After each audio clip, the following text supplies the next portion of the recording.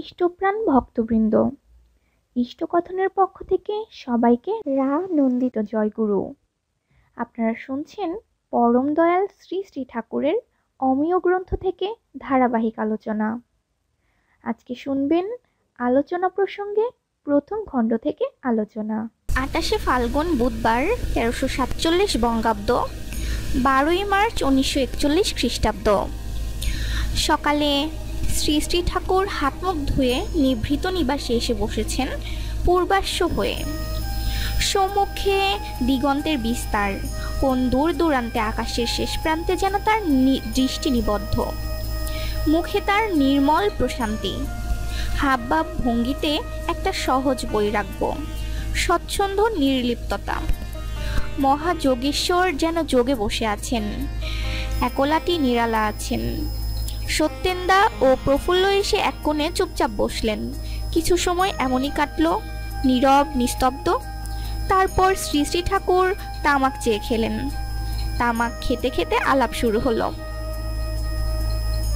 সত্যেন্দা ইষ্টপ্রীতি সম্বন্ধে কথা তুললেন।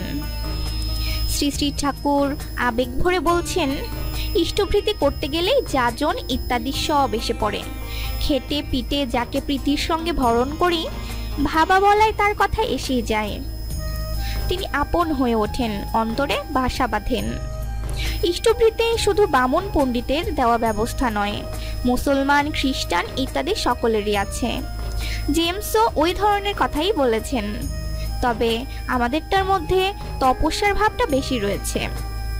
ভবতী ভিক্ষাং দেহি বলে উপনয়ন সংস্কারের থেকে আরম্ভ করে আমরণ দিনের পর দিন চলতেই থাকে। এককে কেন্দ্র করে অন্য যা সব করা যায় সবই সংহত হয়ে ওঠে। গোড়ায় এক থাকলে তারপর যত শূন্যই বসাও ততই বেড়ে যায়। বেলা গোটা নায়কের সময় শ্রী শ্রী ঠাকুর মাতৃমন্দিরের বারান্দায় বসা। বাইরে দোখাল প্রামাণিককে দেখে বললেন, কি প্রামাণিক? দোখাল ওখানেই দাঁড়িয়ে কথা বলতে লাগলো। শ্রী শ্রী ঠাকুর, তুমি অম্বা করো কেন?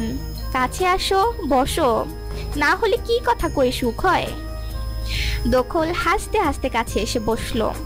শ্রী শ্রী ঠাকুর তার সঙ্গে পুরনো দিনের গল্প গুজব করতে লাগলেন।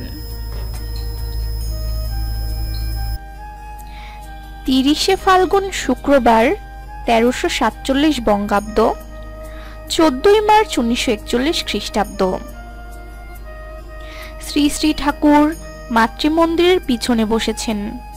কেষ্টদা এসে দাঁড়ালেন, আরো অনেকে ছিলেন। কথা উঠল, দারিদ্র ব্যাধিগ্রস্তদের কেমন করে শোধরানো যায়। শ্রী শ্রী ঠাকুর বললেন, তাদের জন্য আলাদা রকমের স্কুল করা লাগে। তার নাম দিতে হয় দারিদ্র ব্যাধি সংশোধনী শিক্ষাগার। সেখানে তাদের বাস্তব কাজের মধ্য দিয়ে শিক্ষিত করে তুলতে হয়। ধরুন 200 বিঘে জমি থাকলো, সেখানে কৃষি শিক্ষার ব্যবস্থা থাকলো, ছোটখাটো কারখানা থাকলো, শিল্প সংস্থা থাকলো, ল্যাবরেটরি থাকলো, সেখানে তারা হাতে কলমে কাজ করলো। এমনতর স্কুলে শিক্ষক চাই খুব পাকা ধরনের। তারা হবে ইষ্টপ্রাণ, চরিত্রবান, কর্মমুখর, আশা ভরসা ও উদ্দীপনাময়।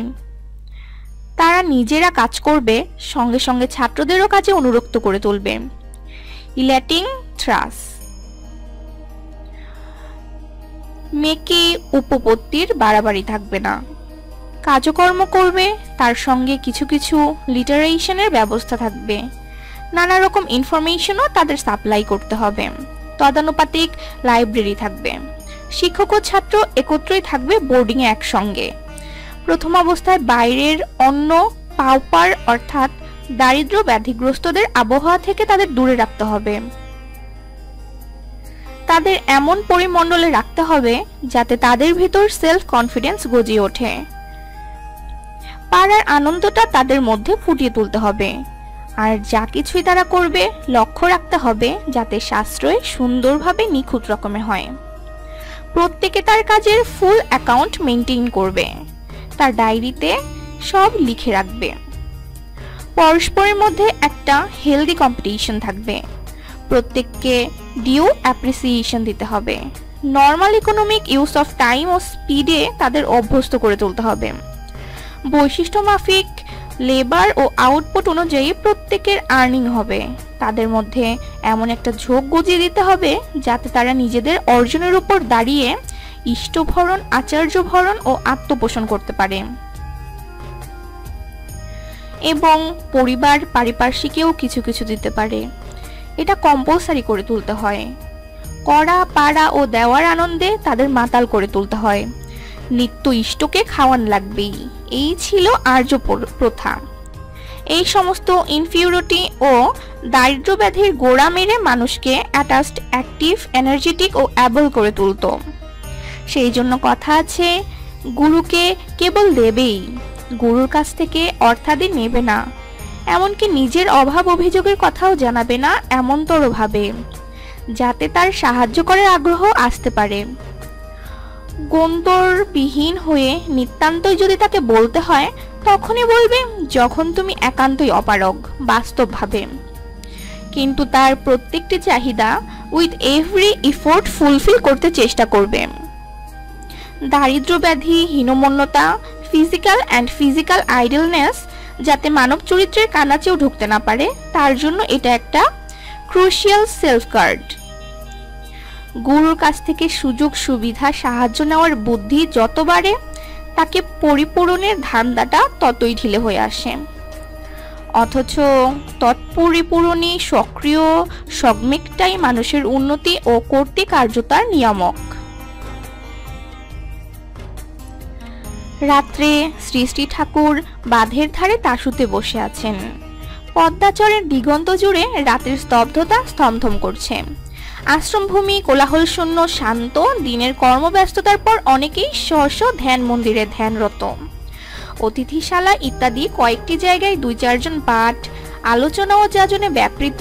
মাঝে মাঝে পল্লীর দূর ঝোপ জঙ্গল থেকে শেয়ালের ডাক এসে সকলকে সচেতন করে তুলছিল।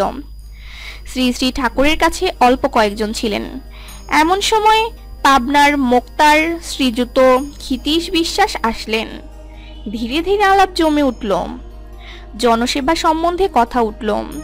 শ্রী শ্রী ঠাকুর বললেন, মানুষের কার কি সমস্যা সেটা যথাযথভাবে অনুধাবন না করে আমরা যদি নিজেদের ভাবটা অন্যের উপর আরোপ করে তার সমাধান করতে চাই নিজেদের রকমে, তাতে কারো সত্যিকারের উপকার করা হয় না। কুলিদের খাটুনি দেখে আমার অনেক সময় কষ্ট হতো। ভাবতাম ওদের কত অসুবিধা, তাই আমি নিজে কিছুদিন ওদের সঙ্গে মিশে কুলিগিরি করে দেখেছি। দেখলাম ওরা আয় করে প্রচুর, বাবুদের থেকে বেশি করে। তাছাড়া ওরা বেশ সুখী, মার্জিত উন্নত ধরনের জীবনযাপনের বালাই ওদের কাছে নেই। খেয়ে দিয়ে ফুর্তি করে স্থূলভাবে জীবন কাটিয়ে দিতে পারলে ওরা খুশি। আমরা ওদের যা প্রবলেম বলে মনে করি সেসব ওদের প্রবলেম নয়, অথচ আমাদের কল্পিত ধারণা নিয়ে আমরা ওদের জন্য কত হইচই করি, আন্দোলন করি। এত আন্দোলন আমরা করি, কিন্তু মূল আন্দোলনটা করি না। আমার মনে হয় বর্ণশ্রমটা যদি ঠিকভাবে জাগিয়ে তোলা যায় তবে অনেক কিছু গোল চুকে যায়। বর্ণাশ্রমের মধ্যে বেকার সমস্যা অর্থাৎ আনএমপ্লয়মেন্ট বলে জিনিস ছিল না। তাতে বৃত্তিহরণ ছিল মহাপাপ। প্রত্যেকে স্ব বর্ণচিত কর্ম করত, প্রত্যেকে প্রত্যেকের সহযোগী ও পরিপূরণী হতো। উদরান্নের জন্য যদি বিপ্র, ক্ষত্রিয়, বৈশ্য তাদের বর্ণ অনুচিত কাজ করত তাহলে পতিত হতো। পয়সা নিয়ে না করলে দোষ হতো না। অন্যকে হেল্প করার জন্য যদি কারো পয়সা নেওয়া যায় তাও দোষের নয়। কিন্তু পেটের দায়ের জন্য যখন মানুষ ভালো মন্দ বিচার করে না, সমাজের শৃঙ্খলা মানে না, তখন তার আর কিছুই থাকে না। পহেলা চৈত্র শনিবার 1347 বঙ্গাব্দ, 15 মার্চ 1941 খ্রিস্টাব্দ। শ্রী শ্রী ঠাকুর সকালে তাসুতে বসে রয়েছেন। এক এক করে অনেকে এসে প্রণাম করে যাচ্ছেন। তখনও সূর্য ওঠেনি। স্নিগ্ধ বায়ু হিল্লোলে আশ্রমের সামনেকার বকুল গাছগুলি ঈষৎ আন্দোলিত হচ্ছে। বাঁশবন ও ঝাউঝোপ থেকে মাঝে মাঝে পাখির ডাক শোনা যাচ্ছে। শ্রী শ্রী ঠাকুর তামাক খেতে খেতে প্রসন্ন বদনে কথাবার্তা বলছেন। নিবারণদা এসে প্রণাম করে যাজন কাজ সম্বন্ধে বললেন। আমি যশোহরের সর্বত্র ঘুরে ঘুরে কাজ করছি, এবং দীক্ষাও সর্বত্র কিছু কিছু হচ্ছে। শ্রী শ্রী ঠাকুর, নানা জায়গায় ঢুমারা মন্দ নয়, কিন্তু জায়গায় জায়গায় কনসেন্ট্রেট করে 500 কিংবা 1000 সৎসঙ্গী করে সংবদ্ধ করা দরকার। স্থানীয় কর্মী সৃষ্টি করতে হয়, তাদের সাহায্যে প্রত্যেকটা মানুষকে পোষণ দিয়ে যজন যাজন ইষ্টভৃতি পরায়ণ করে তোলে। আর আশ্রমে লোক খুব পাঠাতে হয়, সামগ্রিকভাবে পরিবারগুলি যাতে দীক্ষিত হয়ে ওঠে এবং আবাল বৃদ্ধ বনিতা ইষ্টচলনে ও সদাচারে অভ্যস্ত হয়, সেদিকে লক্ষ্য রাখা লাগে। তাদিগকে সবভাবে উচ্ছল করে তুলতে হয়। কতকগুলি সচ্ছল সক্ষম শান্তিময় ইষ্টপ্রাণ পরিবার যদি গড়ে তুলতে পারো, তার ফলে তাদের পরিবেশ ও আত্মীয় স্বজনের মধ্যে সেটা ছাড়িয়ে যাবে। আর পারস্পরিক সেবা বিনিময়ের ব্যবস্থা এমন করে করবে যাতে একটা লোকও না খেয়ে না থাকে, একটা লোকও পড়তে না পারে। একটা যজমানও যদি জীবনের পথে হেঁটে যায়, জানবে সে তুমি হেঁটে গেলে। দিনরাত মাথা খাটানো চাই, কেমন করে পারস্পরিক সাহায্য ও সেবার ভিতর দিয়ে প্রত্যেকটি লোককে দাঁড় করিয়ে দিতে পারো, নিজের ছাওয়াল পাওয়ালের জন্য যেমন বোধ করো, তাদের জন্য সেই রকম অ্যাক্টিভ ফিলিং চাই। তাতে তোমাদেরও মাথা খুলে যাবে, যোগ্যতা বেড়ে যাবে। এইভাবে যদি চলো, সবটা মিলে একটা শক্তি হয়ে দাঁড়াবে। আর শ্রেষ্ঠ জাতি হওয়া চাই। এর খানিকটা পর অমূল্যদা প্রেস থেকে একটি জিনিস চাপিয়ে শ্রী শ্রী ঠাকুরকে দেখাতে নিয়ে আসলেন। শ্রী শ্রী ঠাকুর হাতে নিয়ে ভালো করে দেখে বললেন, বেশ হইছে, আরো ভালোটাই পানো। তোমাদের প্রেসকে এদেশের সেরা প্রেস করে তোলা চাই। ভালো মেশিনের খোঁজ রাখিস। 4 চৈত্র মঙ্গলবার 1347 বঙ্গাব্দ, 28 মার্চ 1941 খ্রিস্টাব্দ। শ্রী শ্রী ঠাকুর রাত্রে খাওয়া দাওয়ার পর বাঁধের ধারে তাসুতে বসে খুশি মনে গল্প সল্প করছিলেন।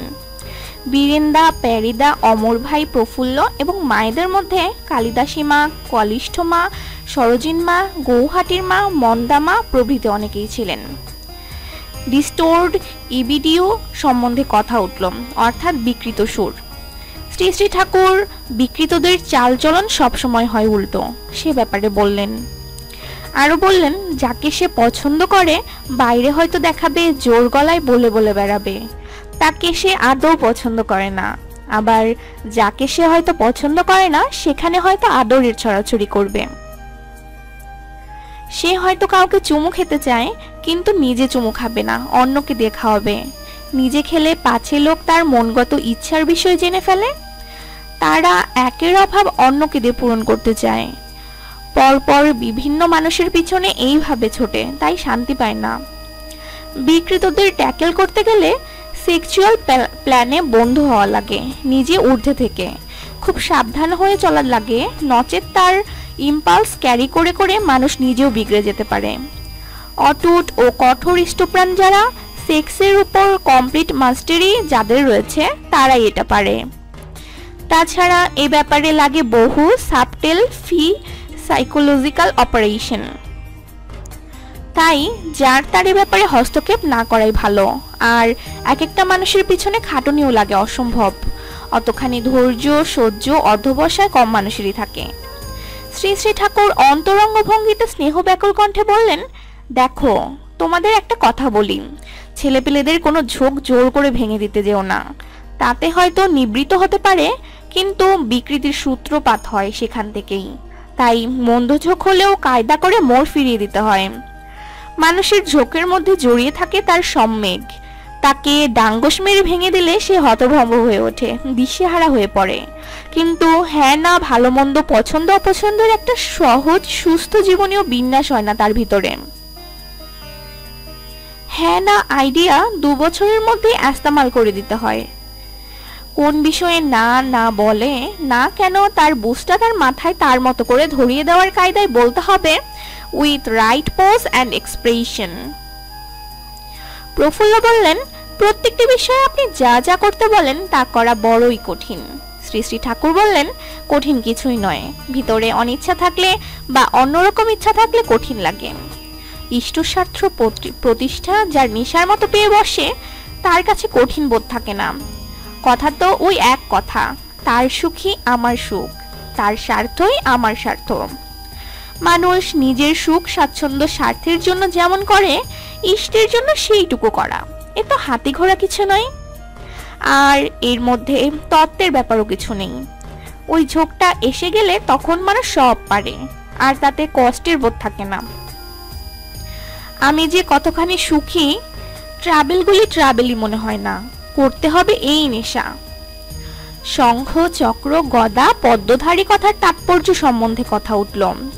শ্রী শ্রী ঠাকুর বীরেন্দা প্রভৃতির কাছে এগুলো সম্পর্কে শব্দগুলির মানে জিজ্ঞাসা করলেন। তারা এক এক করে শব্দগুলির মানে বললেন। শ্রী শ্রী ঠাকুর বললেন, তাহলেই দাঁড়ালো, দমন পীড়ন ও কথক বিন্যাসের মানুষকে সঞ্চালিত করত স্থৈর্যের সহিত প্রাপ্তিকে যিনি সংগঠিত করেন, তিনি শঙ্খচক্র গদা পদ্মধারী। এইসব কথাবার্তা চলছে। এমন সময় কিশোরীদার ঘরের বারান্দায় একটি দাদা খঞ্জুরি বাজিয়ে আকুলভাবে গাইছেন, তুমি হে দীনবন্ধু, পার করো ভবসিন্ধু, অকুলে ফেলো না আমারে। গান শুনতে শুনতে শ্রী শ্রী ঠাকুর কেমন আনমনা হয়ে গেলেন। দৃষ্টিতে তার রহস্যঘন অতল স্পর্শ তন্ময়তা, মুখে এক অপূর্ব দিব্য ভাবাবেশ। 6 চৈত্র বৃহস্পতিবার 1347 বঙ্গাব্দ, 20 মার্চ 1941 খ্রিস্টাব্দ। শ্রী শ্রী ঠাকুর প্রাতে নিভৃত নিবাসে কেষ্টদা, শরদ্দা, অবিনাশদা, নিবারণদা প্রভৃতির সঙ্গে আনন্দ উদ্দীপ্ত ভঙ্গিতে কথাবার্তা বলছেন। কণ্ঠস্বর ও চাউনিতে তার কি যেন জাদু। তার ভিতর দিয়ে তার অপার বিশ্বাস ও আশাবাদিতা মুহূর্তে মানুষের মধ্যে সঞ্চারিত হয়ে যায়। যুদ্ধ বিগ্রহ ও তন্মজনিত নানা অসুবিধার বিষয়ে কথা উঠল।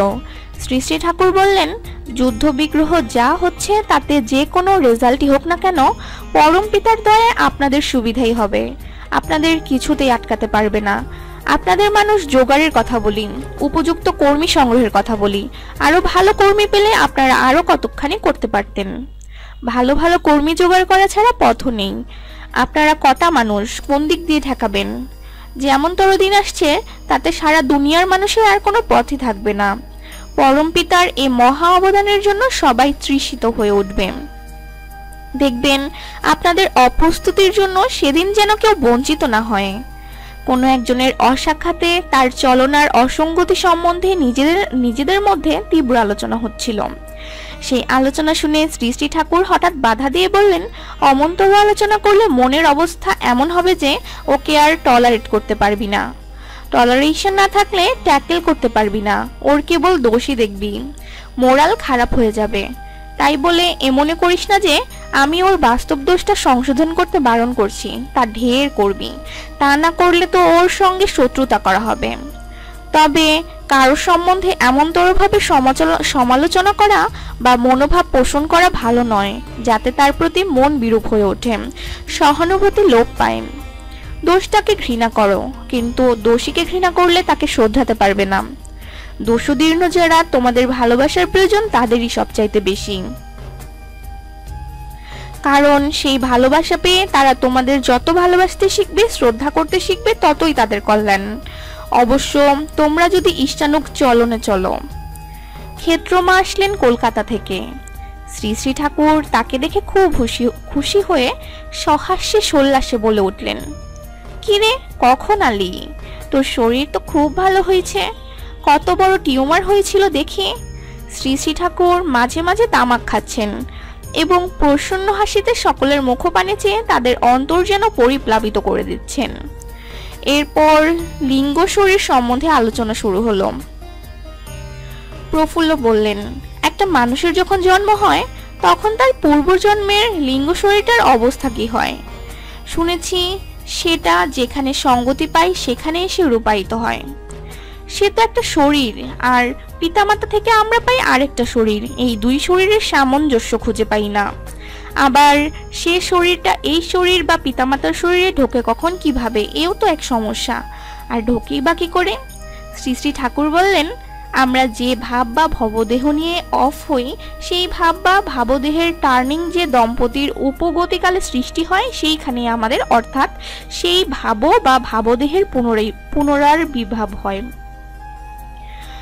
ভাবদেহটা এতই সূক্ষ্ম যে সেখানে যে কোনো স্থানে যে কোনো মুহূর্তে প্রবেশ করতে পারে, তাতে তার আটকায় না।